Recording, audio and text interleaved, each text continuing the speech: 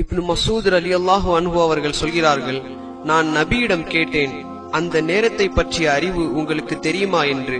நபி அவர்கள் சொன்னார்கள், ஆம் இப்னு மசூதே, முஸ்லிம்கள் நிச்சயமாக இந்த அடையாளங்களை தெரிந்திருக்க வேண்டும். அப்போதுதான் அதை பார்த்தால் அடையாளம் கண்டுகொள்ள முடியும்.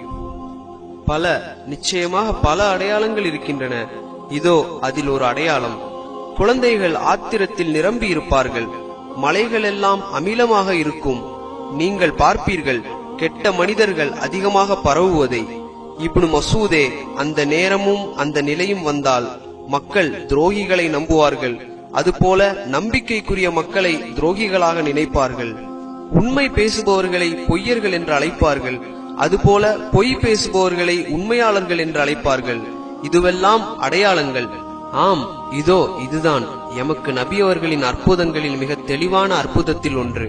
நபி அவர்கள் சொன்னார்கள், டிஷ்கள் எல்லாம் தொடர்ச்சியாக செயல்பட்டு கொண்டே இருக்கும் என்று. நபி அவர்கள் அதே வார்த்தையை தான் சொன்னார்கள். சேட்டலைட் தொடர்புகளுக்கு என்ன வார்த்தை வருமோ அதையே, அரபியில் அதை முவாசலாத் என்று சொல்வார்கள். மக்கள் குடும்ப உறவுகளை துண்டித்து வாழ்வார்கள். அதை இப்படி சொல்லலாம், மக்கள் வீடுகளிலே இருந்து கொண்டு தொலைக்காட்சியை பார்ப்பார்கள். சேட்டலைட் டிஷ் வழியாக அண்டை வீட்டாரை கூட பார்த்து செல்ல மாட்டார்கள். இது எனக்கு ஒரு அற்புதமான ஹதீஸ். நீங்கள் பார்ப்பீர்கள் நயவஞ்சகர்கள் ஆட்சி செய்வதை. அடுத்து நீங்கள் பார்ப்பீர்கள் கெட்ட மனிதர்கள் வணிகத்துறையை அடக்கி ஆள்வதை. உங்களிடம் அலங்கரிக்கப்பட்ட பள்ளிவாசல்கள் இருக்கும், ஆனால் உள்ளங்கள் அசிங்கமாக இருக்கும். மக்கள் இறையில்லத்தில் தொழுவார்கள், ஆனால் உள்ளங்களோ பரிசுத்தமாக இருக்காது. ஆனால் இறையில்லங்களோ அலங்கரிக்கப்பட்டு இருக்கும். இறை நம்பிக்கையாளர்கள் அசிங்கமான ஆட்டை விட கேவலப்படுத்தப்படுவார்கள், ஒன்றுமில்லாமல். நீங்கள் பார்ப்பீர்கள் ஓரினச் சேர்க்கை பரவி இருக்கும். அடுத்து சொன்னார்கள், நீங்கள் பார்ப்பீர்கள் இளைஞர்களை பெரும் செல்வந்தர்களாக. சக்கர்பர்க் போல பெரும் கோடீஸ்வரர்கள் 30 வயதிற்கு முன்னதாகவே. நீங்கள் பார்ப்பீர்கள் புது புது குழுக்களை, பெண்களை குழப்புவதற்காகவே. நீங்கள் பார்ப்பீர்கள் நாகரிகங்கள் அழிக்கப்படுவதை.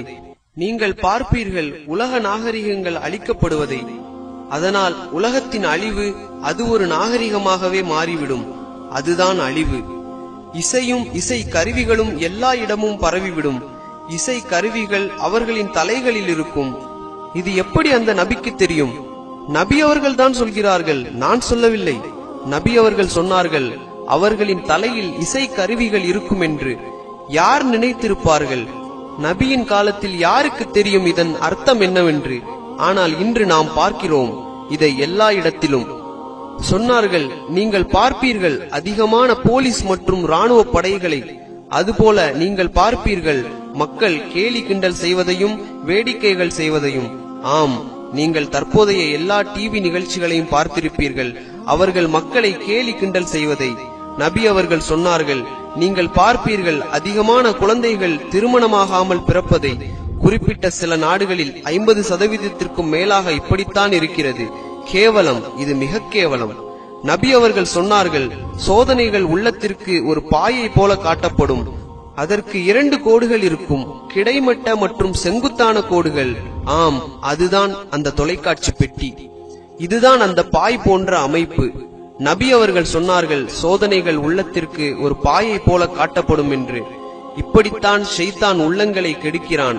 இது போன்ற விஷயங்களை சினிமாவிலும் டிவியிலும் காண்பித்து திரும்ப திரும்ப காண்பித்து மக்கள் வன்முறைக்கு பழக்கப்படும் வரை இவைகளெல்லாம் நிகழ்கால வாழ்வில் சாதாரண விஷயம்.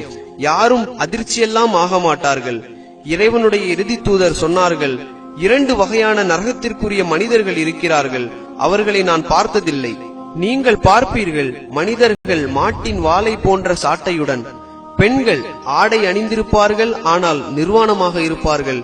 மேலும் தங்களுடைய நடைகளின் மூலம் பிறரை தன் பக்கம் ஈர்ப்பார்கள். என்னுடைய இறைவனே, நிச்சயமாக நபி அவர்கள் உண்மையே சொன்னார்கள். நபி அவர்கள் சொன்னார்கள், அவர்களுடைய முடி பாக்டீரியன் ஒட்டகத்துடைய முடியை போன்றிருக்கும். இது அரபியர்களிடம் இல்லாத ஒரு ஒட்டக வகை. அவைகள் பெர்ஷியாவிலிருந்து வந்தபோது அவைகளை பார்த்துள்ளார்கள். இது என்னவென்று அவர்கள் அறிந்திருந்தார்கள். இந்த வகை மக்கள் ஒரு காலமும் சொர்க்கத்தில் நுழைய மாட்டார்கள். சொல்லுங்கள், நபி உண்மையே சொன்னார்கள். நபி அவர்கள் சொன்னார்கள், மக்கள் மதுவை அருந்துவார்கள், அதற்கு வேறு பெயர்களையும் சூட்டிக் கொள்வார்கள். உண்மை, அவர்கள் நிறைய பெயர்களை வைத்துள்ளார்கள். நாம் விரட்டப்பட்ட ஷைத்தானிடமிருந்து பாதுகாவல் தேடுவோம். என் இறைவனே, நான் சத்தியத்தை எடுத்துரைத்து விட்டேன். இதோ நம்மை படைத்த இறைவன் கூறுகிறான், உலக முடிவு பற்றிய உண்மையான வாக்குறுதி நெருங்கிவிட்டது.